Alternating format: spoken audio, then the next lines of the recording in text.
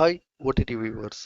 இந்த சேனலில் நான் போடுற வீடியோஸ் பார்க்கும் பொழுது உங்களுக்கு ரொம்ப குழப்பமாகவே வந்துட்டு இருக்கும். அதாவது இந்த இடத்துல என்ட்ரி, இந்த இடத்துல எக்ஸிட் அப்படின்னு சொல்கிறானே, இதை நாம் எப்படி நம்புறது? இதன் மூலமாக நாம் எப்படி ஒரு ட்ரேடை எக்ஸிக்யூட் பண்ணுறது அப்படின்னு சொல்லிட்டு உங்களுக்கு ரொம்ப குழப்பமாக இருக்கும். என்னோட சேனலில் ரெண்டு விஷயத்தை தான் உங்ககிட்ட இம்ப்ரூவ் பண்ணணும் அப்படிங்கிறத சொல்கிறதுக்காக தான் நான் இந்த வீடியோஸ்லாம் வந்துட்டு அப்லோட் பண்ணிக்கிட்டு இருக்கேன்.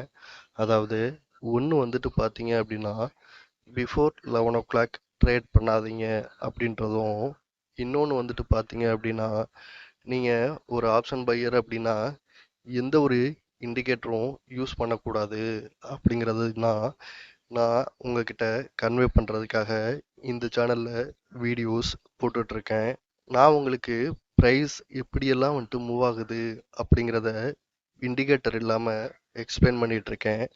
முடிஞ்சளவு இந்த வீடியோ பார்க்குறதுக்கு அப்புறமாவது நீங்கள் இண்டிகேட்டர் இல்லாமல் மார்க்கெட்டை அப்ரோச் பண்ண ட்ரை பண்ணுங்கள்.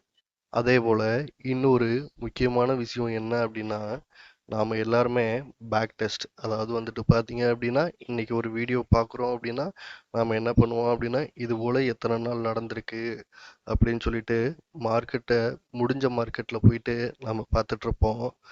ஏன், நான் என்னோடய வீடியோஸில் கூட முன்னாடி நான் ஃபாலோ பண்ணுற அந்த 3 minutes 30 minutes ஓகே, அந்த ஸ்ட்ராட்டஜியில் கூட நான் சொல்லியிருப்பேன் பேக் டெஸ்ட் பண்ணுங்க அப்படின்னு சொல்லிட்டு. பட் ரியாலிட்டியான மார்க்கெட்டில் பேக் டெஸ்ட் அப்படிங்கிறது நடந்து முடிஞ்ச கதை. அதை வச்சுக்கிட்டு நம்மளால் நாளைக்கான மார்க்கெட்டில் எந்த ஒரு ப்ராஃபிட்டும் பண்ண முடியாது அப்படிங்கிறது தான் நிதர்சனமான உண்மை. ஒரு நாள் மார்க்கெட் ஓப்பன் ஆன உடனே நீங்கள் பார்க்கும் பொழுது பை பண்ண போகிறோமா செல் பண்ண போகிறோமா அப்படிங்கிற முடிவை நீங்கள் ஸ்ட்ராங்காக வந்துட்டு எடுக்கணும். இந்த ஒரு விஷயம் மட்டும்தான் பார்த்தீங்க அப்படின்னா உங்களை இந்த மார்க்கெட்டில் சஸ்டெயின் பண்ண வைக்கும். இந்த ஆப்ஷன் மார்க்கெட்டில் எவ்வளோ பெரிய கேபிட்டலாக இருந்தாலும் ஈஸியாக லாஸ் ஆகிறதுக்கு அதிகப்படியான வாய்ப்புகள் இருக்குது. என்னோட எக்ஸ்பீரியன்ஸில் நான் என்னோட கேபிட்டலே வந்துட்டு பார்த்தீங்க அப்படின்னா ரொம்ப ஏற்கனவே வந்துட்டு லாஸ் ஆகிருக்கு.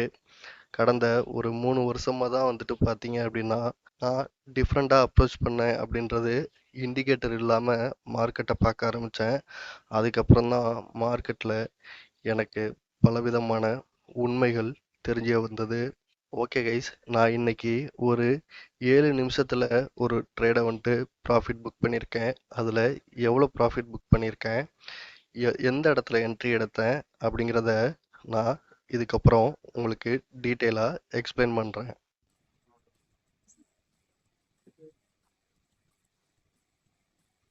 நான் இன்னைக்கு மார்னிங், அதாவது மே 5 மார்னிங் ஒரு 10:45க்கு இந்த சார்ட்டு தான் வந்துட்டு பார்த்தீங்க அப்படின்னா என்னோட டெலிகிராம் சப்ஸ்கிரைபர்களுக்கு நான் ஷேர் பண்ணியிருந்தேன். ஓகே, இந்த சார்ட்டை பேஸ் பண்ணி தான் நான் இன்றைக்கி ட்ரேடுமே எக்ஸிக்யூட் பண்ணியிருக்கேன். இப்போது நம்ம ஸ்பாட் சார்ட்டில் போயிட்டு எந்த இடத்துல நம்ம ட்ரேடை வந்துட்டு எக்ஸிக்யூட் பண்ணோம், எந்த இடத்துல எக்ஸிட் ஆனோம் அப்படிங்கிறத டீட்டெயிலாக பார்க்கலாம். ஓகே கைஸ், நான் ஒரு 10:30க்கு மேலே என்னோட இந்த டேட்டா வந்துட்டு எடுக்கும் பொழுது பார்த்தீங்க அப்படின்னா மார்க்கெட் அப்படிங்கிறது இந்த இடத்துல வந்துட்டு ட்ரேட் ஆகிட்டு இருந்தது. ஓகே, இப்போது நான் 11 o'clock வந்துட்டு ஒரு மார்க் பண்ணுறேன். இதுதான் வந்துட்டு பார்த்தீங்க அப்படின்னா 11 o'clock மார்க்கு. அதாவது 11 o'clock வரைக்கும் மார்க்கெட்டில் என்ன நடந்திருக்கு அப்படிங்கிறத நான் உங்களுக்கு வந்துட்டு மார்க் பண்ணியிருக்கேன். இங்கே பாருங்கள், மார்க்கெட் என்ன ஆயிருக்கு அப்படின்னா என்னோட பிவட் பாயிண்ட், அதாவது நான் பிவட் பாயிண்ட் அப்படின்னு சொல்லிட்டு எதை மென்ஷன் பண்ணுறேன் அப்படின்னா ப்ரீவியஸ் டே க்ளோஸ் அப்படிங்கிறது தான் நான் வந்துட்டு பிவட் பாயிண்டாக வந்துட்டு வச்சுருக்கேன். ஓகே, மார்க்கெட் என்ன ஆயிருக்கு அப்படின்னா S1 நியரஸ்ட்டாக வந்துட்டு ஓப்பன் ஆகிட்டு இந்த பிவட் பாயிண்டை வந்துட்டு டச் பண்ணாமல் மார்க்கெட் எந்த இடத்துல இருந்து ரிவர்சல் ஆயிருக்கு அப்படின்னு சொல்லிட்டு பாருங்கள். நான் என்ன பண்ணுறேன் அப்படின்னா இந்த இடத்துல ஒரு ஃபிபினாச்சி டூல் வந்துட்டு ட்ரா பண்ணேன் அப்படின்னா இந்த பிவட் பாயிண்ட்டுக்கும் இந்த S1க்கும் 50% அப்படிங்கிற ரேஞ்சில் இருந்து மார்க்கெட் வந்துட்டு ரிவர்சல் ஆகி வந்திருக்கு. ஓகே, இங்கே பாருங்கள், இந்த 11 மணிக்கு மேலே நம்ம வந்துட்டு மார்க்கெட் பார்க்கும் பொழுது ஒன்று இந்த S1 கிட்ட போயிட்டு ரிவர்சல் ஆனால் நாம் வந்துட்டு செல் பண்ணுவோம், அல்லது S2 கிட்ட போயிட்டு மறுபடியும் ரிவர்சல் ஆனால் நாம் வந்துட்டு பை பண்ணுவோம். ஓகே. இந்த இடத்துல வரும்பொழுது வந்துட்டு பார்த்தீங்கன்னா, என்னோட டெலிகிராம்ல இந்த இடத்துல வந்துட்டு ஒரு பையிங் சிக்னல் கிடைச்சிருக்கு அப்படின்னு வந்துட்டு சொல்லியிருந்தாங்க. ஆனா இந்த இடத்துல பிரீமியம், அதாவது ஆப்ஷன் பிரீமியம் அப்படிங்கிறது ரியாக்ட் ஆனது டிஃப்ரெண்ட்டாக வந்துட்டு ரியாக்ட் ஆச்சு. ஸோ அதனால வந்துட்டு நான் என்ன சொல்லியிருந்தேன்னா, இந்த ட்ரேடை வந்துட்டு வெயிட் பண்ணுங்க அப்படின்னு சொல்லியிருந்தேன். மார்க்கெட் என்ன இருந்தது அப்படின்னா, இது வரைக்கும் அதாவது இந்த 2 கேண்டிலை பேஸ் பண்ணி பை பண்ணியிருப்பாங்க இல்லையா, அவங்களோட ஸ்டாப் லாஸ் அது எல்லாமே ஹிட் ஆன உடனே மார்க்கெட் அப்சைடு போன மாதிரி தெரிஞ்சிருக்கும். ஆனால் உண்மையாக ரியாலிட்டி என்ன அப்படின்னா, மார்க்கெட்டில் இங்கெல்லாம் வந்துட்டு பொசிஷனை வந்துட்டு ஆட் பண்ணியிருப்பாங்கல்ல, ஸோ அவங்கெல்லாம் வந்துட்டு இந்த இடத்துல எக்ஸிட் ஆகியிருக்காங்க. இதை தான் நம்ம வந்துட்டு புரிஞ்சுக்கணும். இந்த இடத்துல ஸ்டாப் லாஸ் ஹண்ட் ஆகிட்டு மேலே போயிருக்கு அப்படிங்கிறத நாம் எடுத்துக்க கூடாது. ஏன் அப்படின்னா, எந்த ஒரு ட்ரேடருமே அடுத்தவங்களோட ஸ்டாப் லாஸை ஹண்ட் பண்ணணும் அப்படின்னு சொல்லிட்டு ஆர்டரை ப்ளேஸ் பண்ண மாட்டாங்க. அவங்க எப்படி வந்துட்டு ப்ராஃபிட் பண்ணணும் அப்படின்னு மைண்ட் செட்டில் தான் ஆர்டரை வந்துட்டு ப்ளேஸ் பண்ணுவாங்க. ஓகே. அப்போது நான் இந்த இடத்துல என்ன ஆச்சு அப்படின்னா, எனக்கு வந்துட்டு ஒரு ப்ராப்பரான ட்ரேட் செட்டப் வரல. அதனால் நான் எந்த ஒரு ட்ரேடுமே வந்துட்டு இந்த இடத்துல என்ட்ரு ஆகலை. ஓகே. அகைன் வந்துட்டு பார்த்தீங்க அப்படின்னா, மார்க்கெட் என்னாச்சு அப்படின்னா S1 கிட்ட போச்சு. ஸோ இந்த இடத்துல ஏதாவது வந்துட்டு ஒரு ஆப்பர்ச்சுனிட்டி கிடைக்கும் அப்படின்னு வெயிட் பண்ணிட்டு இருந்தேன்.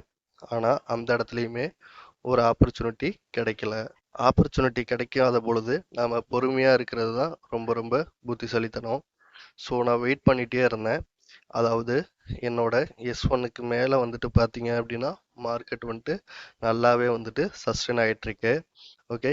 இந்த இடத்துல பாருங்க, அதாவது இந்த கேண்டல், இந்த கிரீன் கேண்டல் இருக்குல்ல, ஸோ இது அதாவது 14/9 இந்த கேண்டல் வந்துட்டு முடியும் பொழுது 14/12 இருக்கும். நாம யூஸ் பண்றது 3 மினிட் டைம் ஃப்ரேம். இந்த 14/9 கேண்டல் வந்துட்டு முடிஞ்ச உடனே நான் வந்துட்டு ஒரு முடிவு பண்ணினேன். அதாவது வந்துட்டு இந்த S1க்கு கீழே, அதாவது வந்துட்டு பார்த்தீங்க அப்படின்னா S1 கீழே ஒரு 3 மினிட் கேண்டல் க்ளோஸ் ஆச்சு அப்படின்னா நம்மளோட பொசிஷனை வந்துட்டு எக்ஸிட் ஆகிக்கலாம் அப்படின்னு சொல்லிட்டு நான் இந்த இடத்துல வந்துட்டு ஒரு லாங் ட்ரேடை வந்துட்டு எக்ஸிக்யூட் பண்ணேன். அதாவது கால் ஆப்ஷனை பை பண்ணினேன்.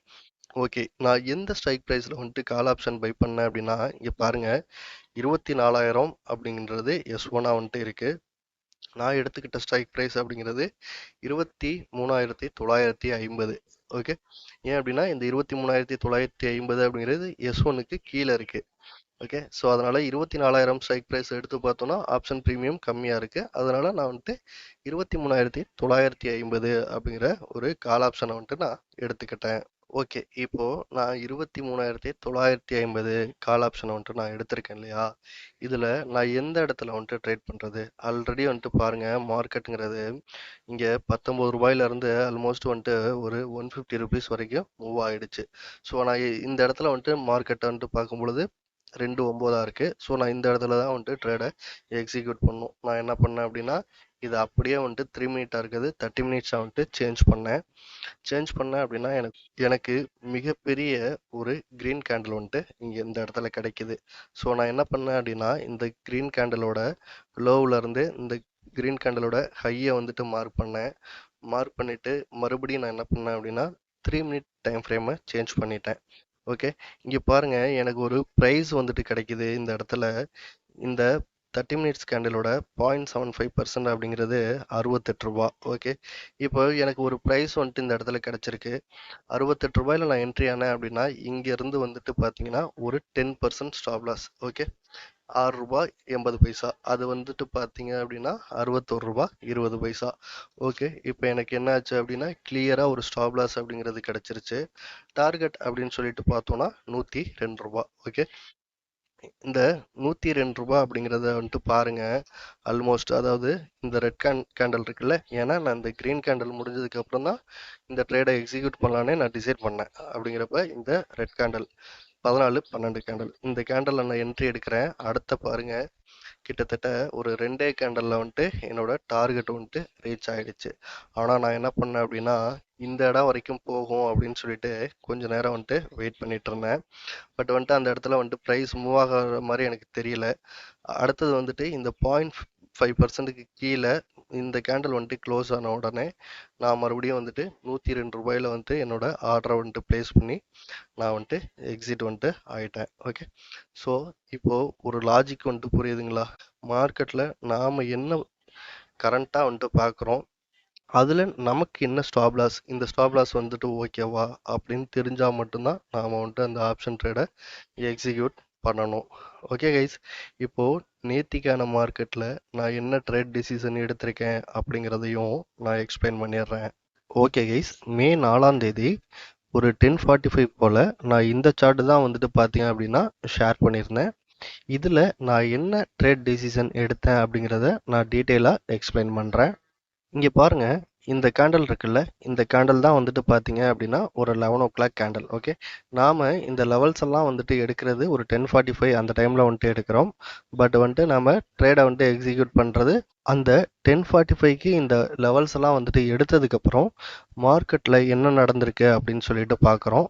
மார்க்கெட் என்ன ஆகுது அப்படின்னு சொல்லிட்டு பார்த்தீங்க அப்படின்னா R1 நியரஸ்ட்டாக வந்துட்டு ஓப்பன் ஆகிட்டு அது மேலே க்ளோஸ் ஆகிட்டு மறுபடியும் R2 அப்படிங்கிற இடத்துல இருந்து ப்ரைஸ் வந்துட்டு ரிஜெக்ஷன் ஆகிருக்கு. ஓகே, இப்போது நான் இந்த இடத்துல அதாவது வந்துட்டு ஒரு 10:45க்கு மேலே இந்த இடத்துல மார்க்கெட் ட்ரேட் ஆகும் பொழுது நான் என்ன பண்ணிட்டு இருந்தேன் அப்படின்னா இந்த இடத்துல இருந்து அதாவது மறுபடியும் R2 வந்துட்டு டச் பண்ணிவிட்டு மறுபடியும் மார்க்கெட் வந்துட்டு டவுன் சைடு வந்தது அப்படின்னா நான் ட்ரேடை வந்துட்டு எக்ஸிக்யூட் பண்ணலாம் அப்படின்னு சொல்லிட்டு வெயிட் பண்ணிட்டு இருந்தேன். இந்த இடத்துல நீங்கள் இன்னொரு விஷயத்தை நோட் பண்ணணும். சப்போஸ் வந்துட்டு இந்த R1 அப்படிங்கிறத ரீச் பண்ணிட்டு மறுபடியும் வந்துட்டு R2 கிட்ட போச்சு அப்படின்னா நான் இந்த ட்ரேடை வந்துட்டு எடுக்க மாட்டேன், இந்த ட்ரேடை நான் அவாய்ட் பண்ணிடுவேன். ஆனால் இங்கே வந்துட்டு பாருங்கள், ஜஸ்ட்டு வந்துட்டு R1க்கு மேலேயே ரிவர்சல் ஆகி அங்கேருந்து R2க்கு போகுது. அப்போது இந்த R1 அப்படிங்கிறது இன்னும் வந்துட்டு வர்ஜினாக இருக்குது. அதாவது அந்த இடத்துல வந்துட்டு ப்ரைஸ் வந்துட்டு மூவ் ஆகிறதுக்கு அதிகப்படியான வாய்ப்புகள் வந்துட்டு இருக்குது. ஓகே, நான் இந்த இடம் வரைக்கும் அதாவது R2 வரைக்கும் வந்துட்டு வெயிட் பண்ணிட்டு இருந்தேன். ஆனால் மார்க்கெட் வந்துட்டு பார்த்தீங்க அப்படின்னா R2 வரைக்கும் வரலை. இந்த R2 அப்படிங்கிற இடத்துக்கு வராமல் மார்க்கெட் என்ன ஆயிருக்கு அப்படின்னு சொல்லிட்டு பார்த்தீங்க அப்படின்னா இப்போ நான் ஃபிப்னாச்சி டூலை யூஸ் பண்ணி உங்களுக்கு இந்த R1லேருந்து இந்த R2 அப்படிங்கிற பாயிண்ட்டை வந்துட்டு நான் டிவைட் பண்ணுறேன். ஓகே, இப்போ பார்த்தீங்க அப்படின்னா ஆல்மோஸ்ட் வந்துட்டு ஒரு 0.75%லேருந்து மார்க்கெட் வந்துட்டு டவுன் ஆன மாதிரி தெரியும். ஓகே, இங்கே பாருங்கள், ஏற்கனவே நம்ம பார்த்த வீடியோ சொல்லலாம் இந்த R1க்கும் R2க்கும் வந்துட்டு கேப் வந்துட்டு அதிகமாக இருந்தது. ஸோ அதனால் வந்துட்டு பார்த்தீங்கன்னா ஒரு 0.5%, அதாவது போன வீடியோஸ்லலாம் R3 அல்லது S4 கிட்ட வந்துட்டு மார்க்கெட் ஓப்பன் ஆகிருக்கும் அந்த 10:45க்குள்ளே அங்கே ட்ரேட் ஆகிட்டு இருந்திருக்கும். ஸோ நம்ம அதனால் வந்துட்டு 0.5%ல் வந்துட்டு ட்ரேட் டிசிஷனை வந்து எடுத்தோம். பட் வந்துட்டு இந்த இடத்துல வந்துட்டு பார்த்தீங்கன்னா ஒரு 0.75%ல் வந்துட்டு ரிவர்சல் ஆன மாதிரி தெரியுது. பட் நான் இந்த ட்ரேடில் அவ்வளோ கான்ஃபிடென்ட் வந்துட்டு இல்லாததுனால நான் என்ன பண்ணேன் அப்படின்னா இந்த ட்ரேடை வந்துட்டு நான் எக்ஸிக்யூட் பண்ணலை. ஆப்ஷன் பையர் அப்படின்னா நாம் வந்துட்டு ட்ரேட் பண்ணுறதை வந்துட்டு அவாய்ட் பண்ணிவிட்டு ஒரு ஹை ப்ராபபிலிட்டியான ட்ரேடை வந்துட்டு நாம் எக்ஸிக்யூட் பண்ணுறது தான் வந்துட்டு ரொம்ப ரொம்ப புத்திசாலித்தனம், அதுவும் தான் வந்துட்டு சேஃபும் கூட. ஓகே, அகைன் மார்க்கெட் என்ன ஆகுதுன்னு சொல்லிட்டு பாருங்கள். R1 அப்படிங்கிற இந்த இடத்துக்கு வந்துட்டு வருது. வந்துட்டு இந்த இடத்துல இருந்து நம்ம ஒரு ட்ரேடை வந்துட்டு எக்ஸிக்யூட் பண்ணலாமா அப்படின்னு சொன்னால் பண்ணக்கூடாது. ஏன் அப்படின்னா ஆப்ஷன் ப்ரீமியம் அப்படிங்கிறது இந்த இடத்துல இருந்து இந்த இடம் வரைக்கும் வரும்பொழுதே வந்துட்டு ஆல்மோஸ்ட் வந்துட்டு ஒரு 50%க்கு மேலேயே மூவ் ஆகிருக்கும். நீங்கள் வந்துட்டு ஆப்ஷன் சார்ட்டை வந்துட்டு எடுத்து பார்த்தீங்கன்னா தெரியும். ஓகே, அந்த இடத்துல போயிட்டு நம்ம ஒரு ட்ரேடை எக்ஸிக்யூட் பண்ணிவிட்டு எந்த இடத்துல ஸ்டாப் லாஸ் வைக்கிறது, எந்த இடத்துல டார்கெட்டை ஃபிக்ஸ் பண்ணுறது அப்படிங்கிறது நமக்கு தெரியாது இல்லையா? ஸோ அதனால தான். ஓகே, அகைன் என்ன ஆகுதுன்னு சொல்லிட்டு பாருங்கள். ஒரு 2 மணி அந்த டைம்லலாம் என்னோட டெலிகிராம் சப்ஸ்கிரைபர்கிட்ட நான் கேட்டிருந்திருப்பேன். அதுக்கான ஸ்க்ரீன்ஷாட் உங்களுக்கு வரும். அதாவது வந்துட்டு ஏதாவது ஒரு ட்ரேடை வந்துட்டு எக்ஸிக்யூட் பண்ணிங்களா அப்படின்னு கேட்டிருப்பேன். ட்ரேடை வந்துட்டு எந்த ஒரு ஆப்பர்ச்சுனிட்டியும் கிடைக்கலன்னு சொல்லியிருப்பாங்க. சப்போஸ் இந்த R1 ரீச் ஆகும் பொழுது மறுபடியும் அகைன் ஒரு செல் ட்ரேடை வந்துட்டு எடுத்துடக்கூடாது. ஏன் அப்படின்னா மார்க்கெட் அப்படிங்கிறது ப்ரீவியஸ் டே க்ளோஸுக்கு மேலே வந்துட்டு ட்ரேட் ஆகிட்டுருக்கு. அடுத்தது வந்துட்டு பார்த்தீங்கன்னா டைமுமே முடிஞ்சு போச்சு. தென் இன்னொரு விஷயம் வந்துட்டு பார்த்தோம் அப்படின்னா இங்கேருந்து மார்க்கெட் இவ்வளோ தூரம், அதாவது இந்த ஒரு பாயிண்ட்டுன்னு வச்சுக்கோங்களேன். இப்போ நாம் வந்துட்டு R2 ரீச் ஆனால் ட்ரேடை வந்துட்டு எக்ஸிக்யூட் பண்ணலான்னு வெயிட் பண்ணுறோம். பட் ஹியூஜ் கேபிட்டல் வச்சுருக்க பிளேயர்ஸ் எல்லாம் இந்த இடத்துலேயே வந்துட்டு ஒரு ரிஸ்க் எடுத்து ட்ரேடை எக்ஸிக்யூட் பண்ணியிருப்பாங்க. ஸோ அப்படிங்கிறப்ப அவங்க ப்ராஃபிட் புக்கிங் அப்படிங்கிறது இந்த இடத்துல பண்ணியிருப்பாங்க. ஓகேங்களா? ஸோ அப்போது அவங்க மார்க்கெட்டை விட்டு வெளியில் போயிட்டாங்க.